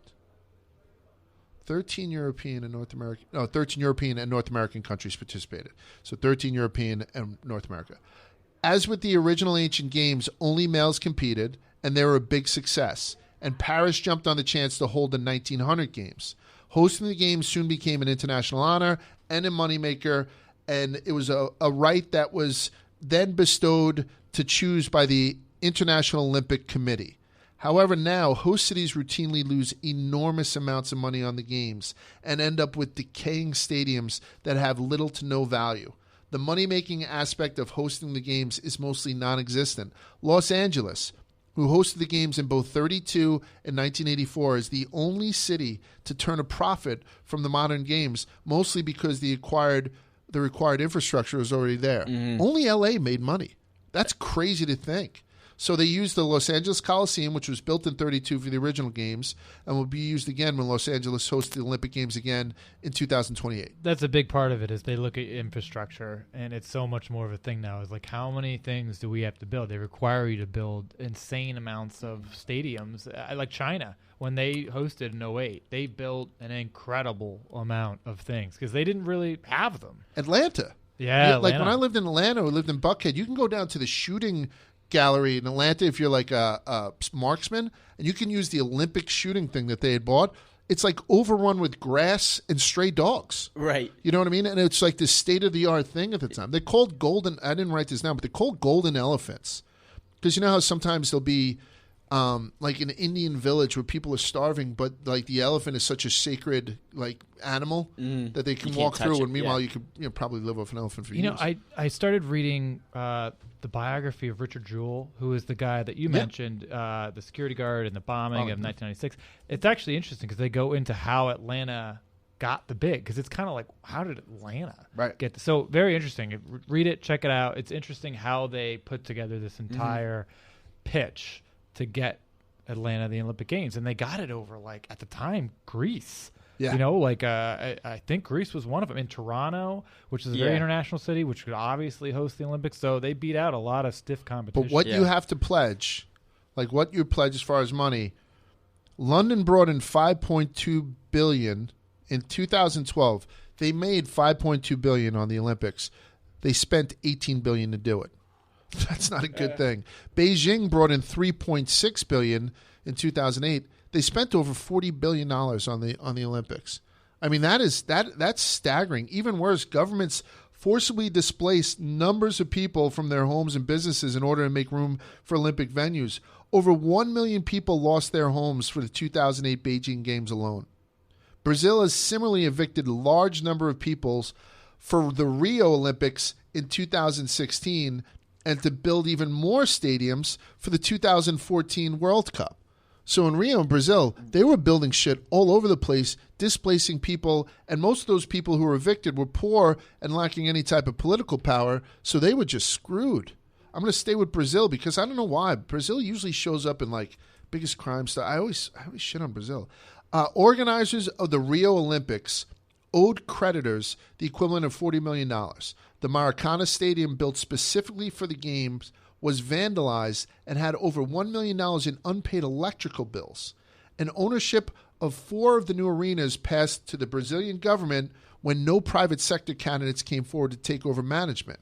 This harm was far-reaching and affected many, including teachers, hospital workers, and pensioners who went unpaid by the state for months. It was such a drain on state workers that they weren't able to get paychecks. Crime soared in all categories from robbery to murder. Essentially, hosting the Olympics put so much pressure on the city that as soon as the games ended, as soon as the games were over, everything fell apart. And Rio is not an outlier in terms of debt resulting from hosting the Olympics. The stadium built for the 2000 Olympics in Sydney, Australia, cost $30 million per year just for maintenance since 2000. The debts incurred by Montreal, which I told you got hosed when everyone started the boycott, from hosting the 1976 Olympics, they weren't paid off till 2006. It put Montreal in the hole for 30 years. Sochi, Russia's debts from the 2014 Olympics, will cost Russian taxpayers $1 billion annually for the foreseeable future. $1 billion annually. The Olympics is not a good investment, right? And on top of all that, go ahead, I'm sorry. It's like buying an RV. The second you drive that thing off the lot, it's depreciating in value and it's falling apart. Buying a boat. Boat stands for bring out another 1,000. They say the most happy days of owning a boat are the day you buy it and the day you sell it. I've heard that. I'm putting RV ahead of boat. You got RV above that? Money suck. Yeah, we got a lot of perspective on that. Oh, shit. I'm sorry. You guys are the RV dudes. I was going right over his head. Because Willie was looking to buy it. No, tell Willie no. I will. I'm telling you right now, he's looking to buy it. He wasn't looking to buy he should sooner buy another Airstream. Peacock or whatever he has. No, Willie, buy Rest in peace, Martha. You might as well buy a house and try to figure out a way to have them move that house to wherever you want to go. Right. That would be a more efficient, cheaper way of doing it. He wasn't looking Airstream. He was looking like the Madden Cruiser bus. Yeah, you don't want the Madden Cruiser bus. Although I did just see the miniature version that Jeff D'Lo has, and I kind of want Is it cool? A tour bus. Yeah. So I think his RV would be closer to a tour bus. Those are cool. I don't know. Look. I stayed in one listen, it's not only you. I stayed in one in Daytona. I stayed in the Barstool one, which had the real bedroom, with the king-size bed, and the private bathroom, then the second bathroom for the animals. It was pretty sweet. Too many people have died in RVs. They especially tour buses. They roll over in the middle of the night. Oh, the amount they roll, I don't even want to get into that. No, they're horrible. It's brutal. I think one of the most fascinating things about anything is the scandals. So on top of the economics, which suck, right? There have been so many scandals since 1896. I won't be able to get into all, but I'm going to highlight some of the ones that were the most interesting. Again, it's not going to be the run-of-the-mill doping or the run-of-the-mill this ref screwed this guy. It's just other type of shit. I'm going to try to go in chronological order again. Why not, right? 1908, the Summer Olympics in London. The 400-meter American winner John Carpenter was disqualified for blocking British athlete Wyndham Halswell. That's a great British name. Great. Wyndham Halswell, in a maneuver that was legal under U.S. rules but prohibited by the British rules under which the race was run because the Summer Olympics were in London, England. So American winner John Carpenter, I guess you just set picks, right? So you can't let the guy go through you. You can't get around you on the 400-meter run. As a result of this disqualification, a second race was ordered. Halswell, the English guy, was to face two other finalists, William Robbins and John Taylor. But both of those other two guys were from the United States. They were teammates with John Carpenter, who had gotten disqualified. And they decided not to contest the repeat of the final protest of the judges' decisions. So this guy, John Carpenter, gets disqualified. The guy who he set a illegal pick on, Wyndham Halswell, in order to compete for the medal, has to go up against the second and third place guys who were William Robbins and John Taylor. William Robbins and John Taylor were U.S. They were like, we're not doing it. So Halswell goes, he has nobody to race against. Thus, he was the only medalist in the 400 meters, and it was the only walkover victory in Olympic history. It was the first and last time that somebody didn't have to compete in order to get a gold medal. And on a small side note, that American, John Taylor, who refused to participate in the re-race, later ran on the gold medal-winning U.S. team for the now defunct medal relay, becoming the first African-American medalist in Olympic history. So the guy was a stud, and he stepped away from it. And so this Brit, this guy, Wyndham Halswell, this prissy, spoiled British prick, wound up getting a 1908 gold medal in the 400 meters. You didn't follow our rules. Right. In 1912, in Stockholm, Sweden, an American athlete you may have heard of named Jim Thorpe was stripped of his gold medals in the decathlon and pentathlon after it was learned that he played professional minor league baseball 3 years earlier. In solidarity, the decathlon silver medalist, Hugo Wieslander from Sweden, refused to accept the medals when they were offered to him. So they went to give it to the silver medalist, and the guy, Hugo, was like, listen, I'm not taking Thorpe's medals. This guy is the sickest-ass athlete. I don't care if he played minor league baseballs. And by the way, when he showed up for that Olympic Games, that was the famous thing. They didn't send his shoes. So he went through a dumpster and found shoes that didn't even fit him, and he wound up winning like the decathlon and pentathlon in garbage shoes.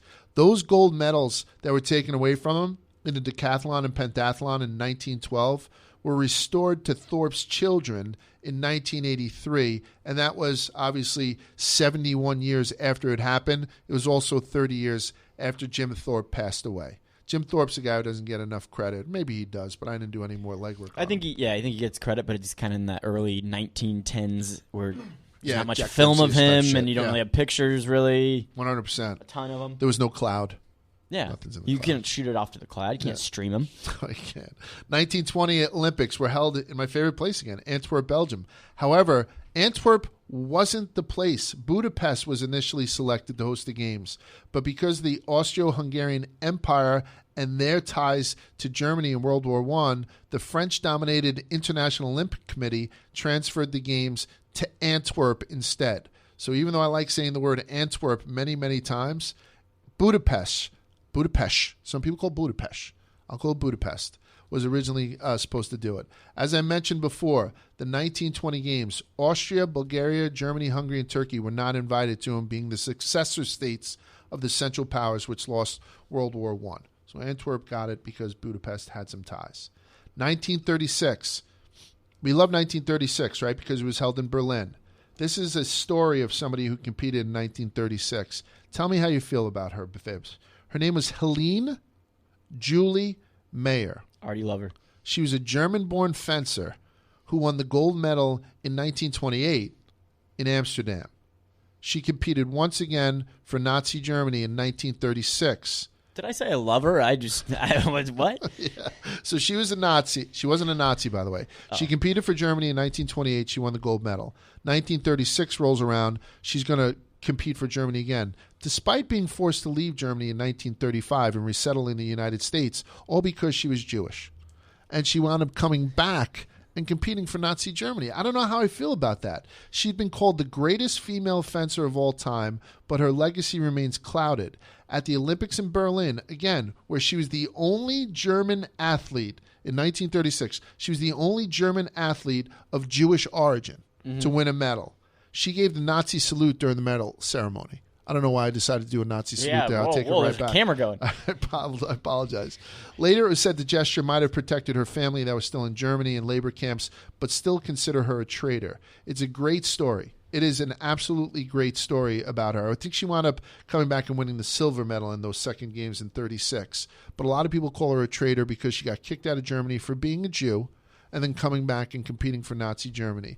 There's a book. It's called Foiled, Hitler's Jewish Olympian, which focused on how the Nazis brought Mayer home from self-imposed exile in California to be the token Jew on their team. It's a very interesting thing. How do you feel about Helene Julie Mayer being a proud Jewish woman and yet still competing for Nazi Germany in 1936? Excuse me. I was trying to put myself in her shoes. If the United States sent me away, it's tough to. Yeah. But it's like, I don't know. I can't fathom it. I can't wrap my head around it. I don't know what the right thing to do is. I don't know either. It's pretty messed up. Yeah. But maybe she did do the right thing. Also, I think one of the big things they talk about with Nazi Germany is people just being complacent because they didn't want to put their family in danger, and it's obviously not the right thing to do, but they were just being safe and surviving. I don't know. I don't know. Yeah, I don't know. I can't wrap my head around it, really. 1956, Melbourne, Australia. 7 countries boycotted for 3 different reasons. I gave it to you at the top of the show. But there was still some political frustrations in countries that did show, in particularly between Soviet Union and Hungary, and it boiled over at the games when the 2 men's water polo teams met for a semifinal, which is now known as the Blood in the Water match. It is, okay, so it's not Romania, it is Hungary. It's Hungary, yes. Yeah. So that's what you're talking about. From the beginning, kicks and punches were exchanged. At one point, a punch was thrown by Hungarian captain Dezső Gyarmati, which was caught on film, which doesn't happen every now, but now it does. With 1 minute remaining in the match, Hungary was leading 4-0. Zador was marking Valentin Prokopov, with whom he had allegedly been exchanging words, and a whistle was blown. In the intermission, Russian Valentin Prokopov struck Ervin Zador, causing a bleeding gash in his head. Zador left the pool, and his bleeding was the final straw. The crowd went into a frenzy. So the crowd started to rush the pool. To avoid a riot, police entered the arena and shepherded the crowd away. Pictures of Zador's injury were published around the world with the reports that the water in the pool turned red, leading to the Blood in the Water moniker. The referees stopped the match. Hungary was declared the winner since they had been leading. Hungary went on to then beat Yugoslavia 2-1 to win their 4th Olympic gold medal. Zador's injury forced him to miss the match, and after the event was completed, he and some teammates defected to the West. So it was like one of those things which people have to keep in mind too. A lot of the Olympic Games were people who were politically oppressed. It was their way out. They gave a plane ticket, and all of a sudden they saw some sort of road out, and they defected. There's a girl doing that right now at the Olympics. Oh, is it? I can't remember which country she's from. It might be Hungary. I don't know. Maybe. But the government Hungary wants her. seems like the answer to everything. Yeah, the government wants her back, but obviously she's staying in Tokyo and working with Japan to try to. Sure. Well, I'll tell you what, the 64 Olympic Games in Tokyo, Japan, South Africa was suspended due to its apartheid policies. Mm-hmm. So this was 64. We talk about how Nazis were given a 4-year ban from the Olympics. Nazis. They killed 6 million people in ovens. 1964, South Africa was suspended. That suspension wasn't lifted until 30 years later in 1992. So for apartheid reasons, and I'm saying it's a good reason, but they were suspended from the Olympics for 30 years. It is what it is. The 1968 Summer Olympics in Mexico City is often identified as the one with the Olympics Black Power salute. Tommy Smith and John Carlos, 2 black athletes who finished the 200-meter race first and third respectively, performed the Power to the People salute during the national anthem of the United States. That's the big story. Everybody remembers. I don't know if people know that they were then suspended from international competition afterwards. The Olympics did not like that. No. So they suspended him. I believe one of them, it might have been John Carlos. I think his wife wound up going into like a spiral depression and killing herself. It's a really terrible story at the end of that. I mean, America didn't all treat them as brave heroes standing up for something. I'll tell you, America shit on. You know who else they shit on? George Foreman, the Olympic boxer who then was the heavyweight champion. He didn't throw up the fist. And they made a big deal out of that. Instead, he waved a small American flag. There's a picture of George Foreman. He still has his hair, and he's waving like a flag that looks like he took off a birthday cake. That's when he won his gold medal. But he became an Uncle Tom-like outcast for years and faced harsh alienation from the black community forever for refusing to do the fist-up thing. And it was just one of those things where, listen, you see a lot of people who are like, oh, I'm so glad the soccer team lost because they took a knee. Like, you hear a lot about that stuff. But I think George Foreman had that idea, like, listen, I'm competing for my country. I'm digging this. I'm going to wave the flag. Yeah. So he put that above Black rights movement at the time, and he got fucking killed for that too. Mm-hmm. So as much as the guys who were brave enough to do the fist in the air, George Foreman decided to go a different route, and he got killed for it. So you get it from all sides, I guess. Yeah. 1972 Olympics in Munich, West Germany. I mentioned the Munich massacre where 11 members of the Israeli team were killed after being taken hostage. But at the same game, there was a famous controversial gold medal basketball game. The U.S. Olympic basketball team, and this is what I'm telling you, 1972. Okay, on top of, the Jim McKay thing that John and the thing that you had alluded to. This was one of the worst. It was one of the worst things that you've ever seen. The U.S. Olympic basketball team appeared to win the gold medal against the Soviets, but the final 3 seconds were replayed 3 times until the Soviets came out on top. You should watch a YouTube on this. Yeah, it's on YouTube. I was going to say. It wound up being one of the most dramatic events in Olympic history. It was the first ever loss for Team USA since the sport began in Olympic play in 1936. So we owned basketball from 36 up until 72. It was right in the middle of the Cold War. And the undefeated U.S. team brought its overall Olympic record of 63-0. We were 63-0 in Olympic play. And we had 7 consecutive gold medals before the final game against USSR. We sank 2 free throws with time expiring to win by 1, but then got absolutely hosed multiple times, giving the Russians 2 attempts at a full court pass for a layup that won the game. It was a travesty. And if you don't want to watch it on YouTube, 30 for 30 did a great job with it on an episode called Silver Reunion. I think that was the 30 for 30. It was terrible. And this is... John and Spivs and I were talking, we need these reoccurring segments. I kind of like them. And we used to do this thing called Monster of the Week. And sometimes I got a little crazy with them. We got a little dark. And I'm going to get dark with it again. Yeah. This one's not that bad. 1976 Summer Olympics in Montreal, Canada had an awesome cheating story. Worse than Trista. And Trista was pretty bad. That's an epic cheating story. Trista was very, very bad. So I'm going to call this cheater the Monster of the Week. Right? Sometimes the Monster of the Week beat and rape kids. It's just the way that it goes. We have some of that stuff because history is ugly. This isn't that ugly, and I kind of dig it, to be kind of honest with you. It had to do with the modern pentathlon, which is strange. The traditional pentathlon was awesome. There were 5 events that were competed over one day, starting with a short foot race called the Stadion, the short foot race. So that was one. Followed by the javelin throw. Followed by the discus, followed by the long jump, and ending with wrestling. So there were 5 events, and that was a traditional pentathlon. For some reason, in 1912, they decided to change it to the modern pentathlon, which is just weird. It's fencing, which is the one-touch épée, which is an awesome one, épée, like the type of sword. Then it's freestyle swimming, equestrian show jumping, where you got to do 15 jumps, and then a final combined event of pistol shooting and cross-country running. It's just weird. Mm-hmm. So either way, 1976, the Monster of the Week is Boris Onyshenko. He was found to have used an épée, a foil in fencing, that they had a push button on the pommel in the fencing portion of the pentathlon event. So the button, whenever he pushed it, whenever he'd strike like that, he'd push the button, and it had the same frequency, so it would score him a point on the Olympic scorer type thing. That's pretty goddamn brilliant. The button would cause the electronic scoring system to register a hit, whether or not the épée had actually connected with the target of his opponent. As a result of the discovery, he and the Soviet pentathlon team were totally disqualified. So I know it's a little bit light for the first one on the way back, but Boris Onashenko, who developed a way to cheat in the pentathlon, the fencing part of the pentathlon, is this one's monster of the week. I'm pretty sure Boris just got thrown in with a dude who put pins inside his penis. Like, that's pretty unfortunate for Boris. Yeah. 1980. That's the one where Jimmy Carter should have boycotted the games.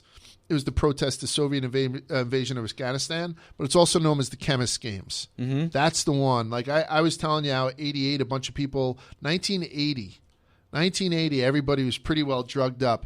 A 1989 report by a committee of the Australian Senate claimed that there is hardly a medal winner at the Moscow Games, the Summer Olympic Games in 1980 in Moscow, certainly not a gold medal winner, who is not on one sort of drug or another, usually several different kinds. A member of the IOC Medal Commission privately ran additional tests with a new technique for identifying abnormal levels of testosterone, and 20% of the specimens he tested, including those from 16 gold medalists, would have resulted in disciplinary proceedings had the test been official. The results of those unofficial tests later convinced the IOC to add this new technique to their testing protocol. So 1980 was the Drug Olympics. Absolutely. So it was the Olympics, and then baseball started picking up the steroid era. Absolutely. And it was kind of, 1984, Evander Holyfield was hosed. 1988, Roy Jones Jr. were hosed. Those games happened to have been in Seoul, and Roy Jones Jr. lost to a kid from South Korea. And staying in Seoul, 1988 in Seoul, that's the one where Greg Louganis suffered the concussion. Remember when he hit his head off? Yeah. That was big. Very scary, because I think this was right around when nobody knew anything about AIDS, right? And they were like really scared. He had just been diagnosed with AIDS. Mm-hmm. He knew that he was HIV positive 6 months prior to the games, a diagnosis that was not made public until 1995, so 7 years after he competed. But 6 months prior to the games, he knew he was HIV positive, and he struck his head on the springboard and wound up like filling the pool with blood and all that kind of stuff. Listen, Fauci was at the forefront of that at the time. Like Anthony Fauci made his bones on like doing what he does now for COVID, doing it during the AIDS crisis. Yeah, the AIDS crisis was the 80s. But people killed Louganis. Most of his sponsors dropped him as a client following the disclosure in 1995, and people in and out of the international diving community began to question Louganis' decision not to disclose his HIV status during the 88 Seoul Olympics, even though blood in the pool posed no risk, right? I mean, it's pretty tough. I assume it's impossible, perhaps, to catch AIDS from what little blood was in the pool. It wasn't like the water polo match against the Russians and the Hungarians. Right. But still, it was probably inappropriate of him, or at least, not very responsible. And just the fear of the unknown. People don't know what's going on, really. Yeah. 1994 in Lillehammer, everybody knows that because that's where Jeff Gillooly, right, the ex-husband of Tonya Harding, arranged for an attack on Nancy Kerrigan. That's it. That's all I'm going to really say about it, because there's a shitload of redundant stuff, shady judges, illegal doping. But I will tell you, as of April 2017, so before these latest games began, the Olympics have had 29 Olympic medals stripped for doping violations. The leading country is Russia with 13 medals stripped, right? And even though it hasn't happened yet, the 2022 Winter Olympics will be hosted in Beijing, China, and they've been the subject of various concerns concerning their cost, environmental impact, and more specifically, human rights issues. Critics say that the Beijing Games being used by the Chinese government for the purpose of sports washing. Never heard that term before, but it's a practice by which a country uses a sporting event to distract from human rights abuses or other issues. But I think that's probably what we should do for the Twisted History of the Olympics Part 2. You know what I mean? So I'll save it for that. Some good stuff in there. But I'm going to end with a palate cleanser, because we're going to try and bring that back too, if that's cool. Love that. We didn't do anything that I think really... The way that we closed off the celebrity death one last week, I talked about celebrities or famous people who then killed their children. And it ended with this Saudi Arabian guy who did terrible things to his young girl. And I don't like to leave people walking away with that. And I don't want people to walk away thinking about all the negative shit that happens with the Olympics. It's like that one shining moment thing at the end of the March Madness. Oh, it's amazing. I love that goddamn thing. And so John was one of the first to mention this, and then Annie had brought it up too. Annie gave me so much shit for this one, by the way. It's not shit for research. Dan Jansen. Do you remember Dan Jansen? The Dan Jansen? Everyone has to know about Dan Jansen. Even if you don't, you have to know about him, because he should be front and center. He was a U.S. speed skater who suffered disappointment after disappointment in the Olympics. He got the reputation as being the heartbreak kid, right? His first Olympics in '84 in Sarajevo, he finished 16th in the 500 meters.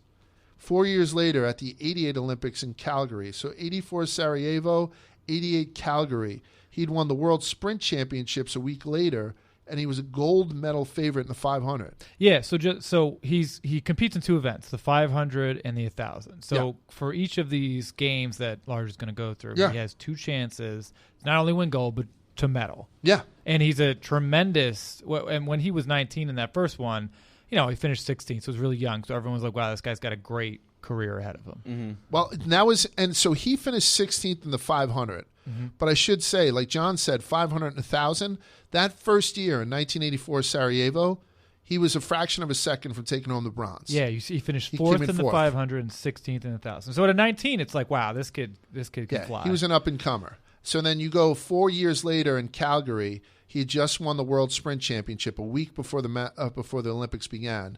He was the gold medal favorite in the 500, in the shorter. But on February 14th, Valentine's Day, the day of the race, he learned that his 27-year-old sister Jane, who had been instrumental in his speed skating career, had died of leukemia. Right? She was only 27 years old, and she was the mother of 3 young kids. It was an absolute tragic story, and one that got a lot of play, right? Because Jansen's family encouraged him to continue with his plan to compete later that day, but seconds into the race, he slipped and fell.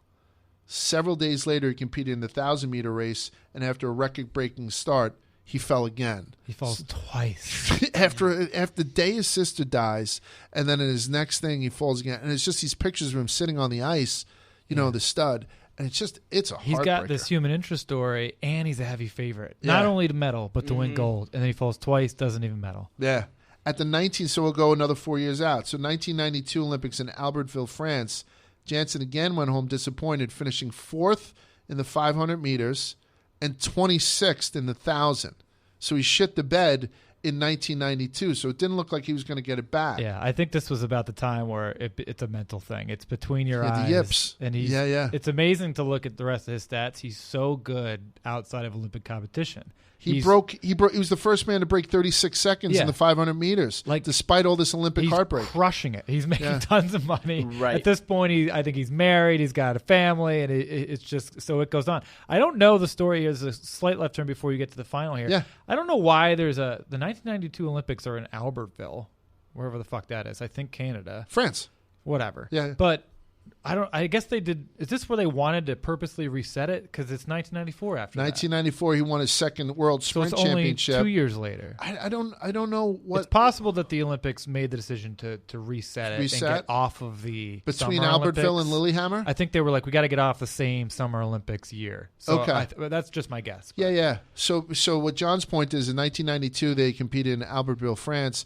And that's when he shit the bed in the 100, came in 26th, finished 4th, just outside of medal contention. 6 attempts now. I know. He's failed to medal. Then he comes to Lillehammer, Norway, 2 years later, and he finished a disappointing 8th in the 500 meters and thought his chances of ever winning an Olympic medal were over. So this is in Lillehammer. But on February 18th, Jansen finished the 1,000 meters, minute 12:43, good for the gold medal and the world record.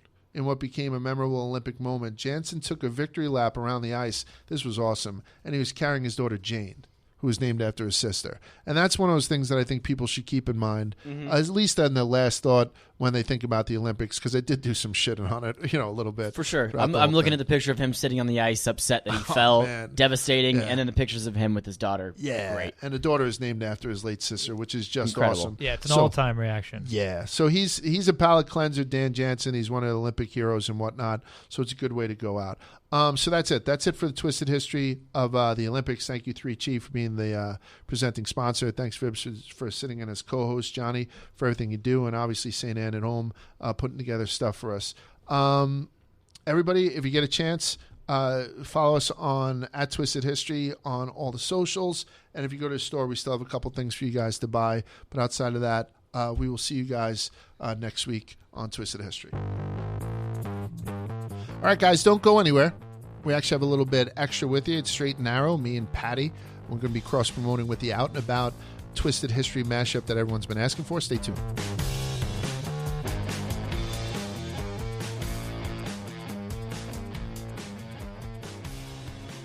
Twisted History of the Olympics was this week. Me and Vibs had hosted it and did a fantastic job, always. Just a professional. Who, Vibs? Yeah. Really? Yeah. Huh. Well, Vibs is not out making love to various women. He's here doing Twisted History with me and does a great job. So, Patty, we tore everything apart. We went through the very first Olympic Games in like 700 BC, how they took like a 1,500-year break, how they kicked off again around 1896, 1900. Then it came right up into modern times. I covered everything. It took a 1,500-year break. It took 15. Everyone thinks that the Olympics happened since ancient Greece right on through, like they were doing it during the Black Plague.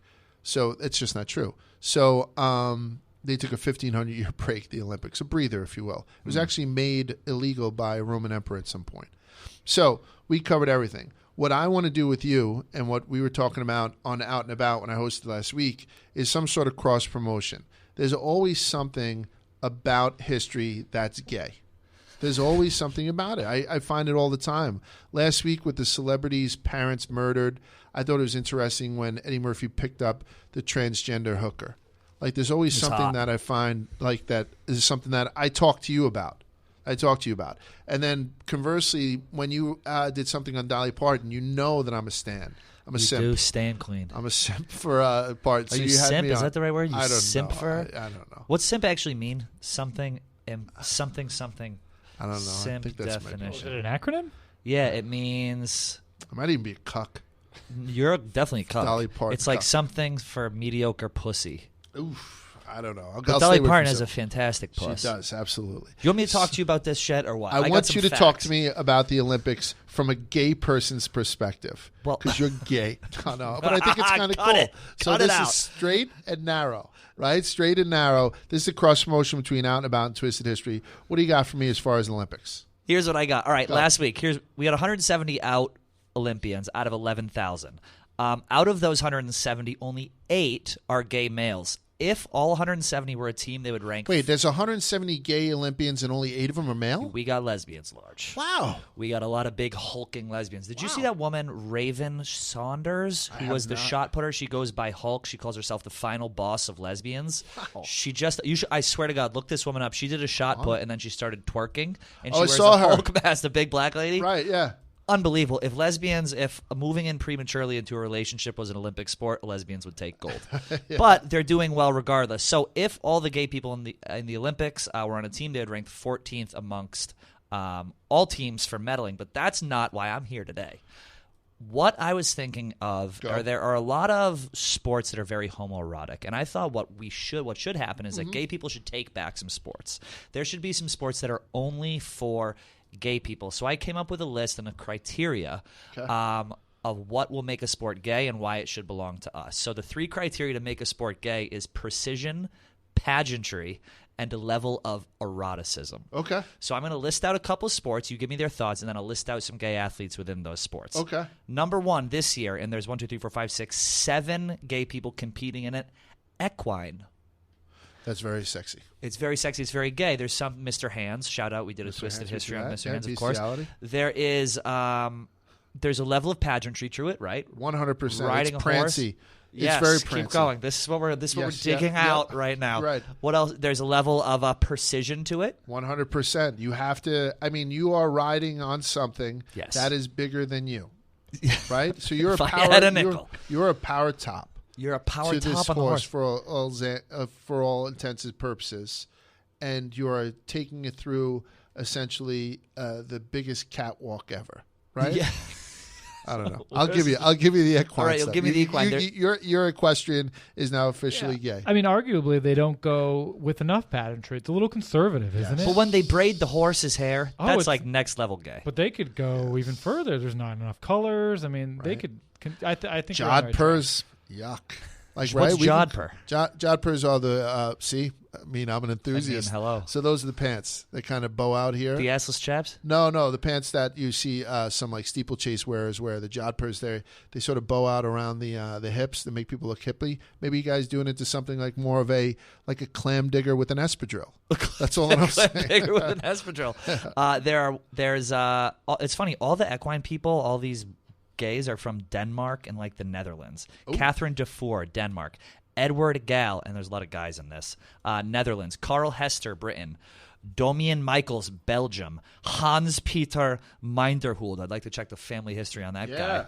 Netherlands. And Nick Wagman of the USA. Second sport, synchronized swimming. Now artistic swimming. That should belong to us. Level of pageantry, level of precision. Yes. Homoeroticism, not really. I wanted to go polo for this just because polo... Well, that underwater camera is pretty homoerotic. I mean, yes. They make no bones about that. They're we're getting right up in here. Did you see the one? It's getting warm in here. Large is smoking a cigarette. Cut to my shirt's off.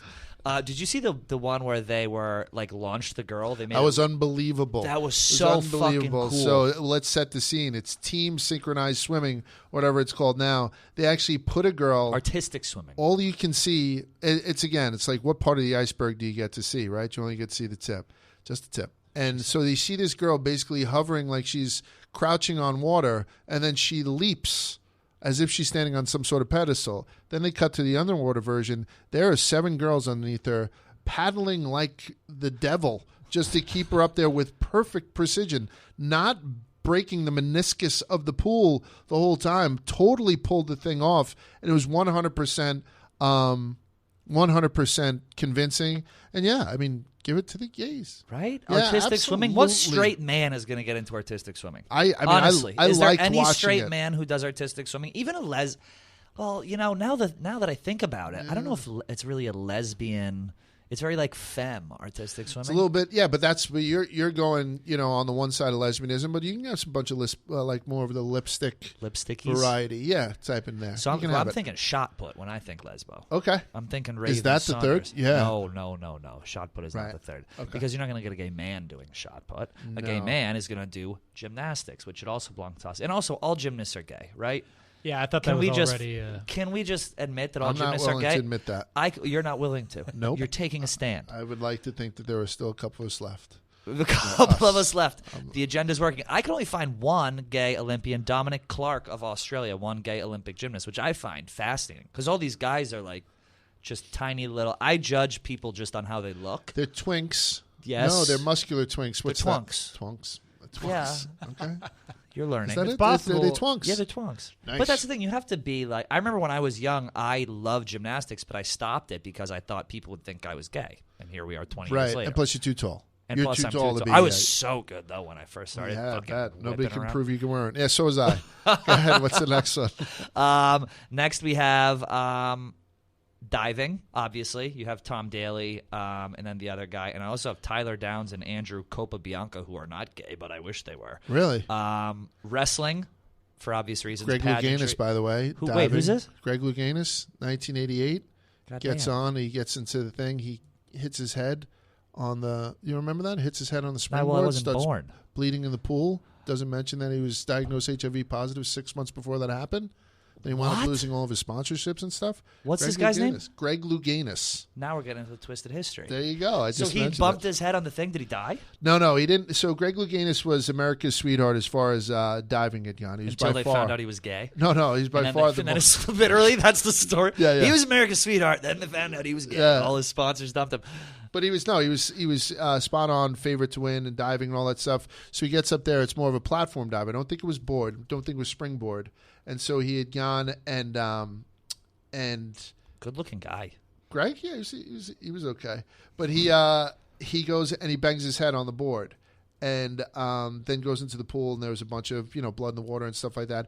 Wasn't a huge thing, but then it was found out that he had been diagnosed 6 months prior to it. So he's still alive? Yeah, it was 1988. I believe it was 1988. I just did it. Yeah, but that shit was like a death Yeah, sentence. so 1988 in Seoul, one where Greg suffered a concussion. He struck his head on the springboard during the preliminary rounds. Just been diagnosed 6 months prior was not publicly disclosed until 1995, and that's when the shit hit the fan. He did not disclose his HIV status during the 88 Seoul Olympics, even though blood in the pool posed no risk. You know who said blood in the pool posed no risk back in 1988? Dr. Fauci. Dr. Fauci was at the forefront of HIV/AIDS stuff. Meatball. Yeah, there it is. So you can have diving too. You can take Greg Louganis the whole thing. All right. I haven't dug my heels in on any yet. Can we take figure skating? Figure skating is ours. Figure skating will and always be ours. I think that I'm going to push back. Ice dancing, figure skating, Johnny Weir, Adam Rippon. Yeah, I was going to say. Who's the other guy? Who's the short bald guy? I always think of You know what I'm talking about? Yeah, but there was that one movie where the hockey player who was very, very straight, Cutting Edge, I think it was, who then went in and competed. So I'm gonna push back, and I'm gonna take in skating back. I'm taking skating back, and I'm not being exclusive. The gays can compete. Thank you. You can compete, but you can't talk about it. And I will say you guys probably could take javelin throwing. Just because javelin throw because of the cylindrical phallic nature and if you'd like to call it javelin catching on the weekends, you can. And what about then that brings up pole vaulting. Pole vaulting. One of my favorite pole vaulters of all time, Alison Stokey, married to some. What the fuck is this is like the most history we're going on. So this is the twisted history of the Olympics coming together with Out and About in the Olympics. It's me and Patty. So both of our podcasts drop usually between Wednesday and Thursday. And we're going to try to cross-promote as straight and narrow whenever we see fit. So I just gave Patty at least 4 sports that can go to gays, and I'm taking back. I like how you take figure skating. Like you can't, of all the ones, take wrestling. We didn't even get into wrestling. Yeah, exactly. Greased up. By the way, the first Olympics that were held, every one of the sports, this was in 736 BC, every one of the competitors, it was all male, they were all naked, they were all covered in olive oil. And you're waiting to bring this up until right now. Yeah, exactly. And that's so there okay. you go. And that's how we're going to close this. Tune in next week.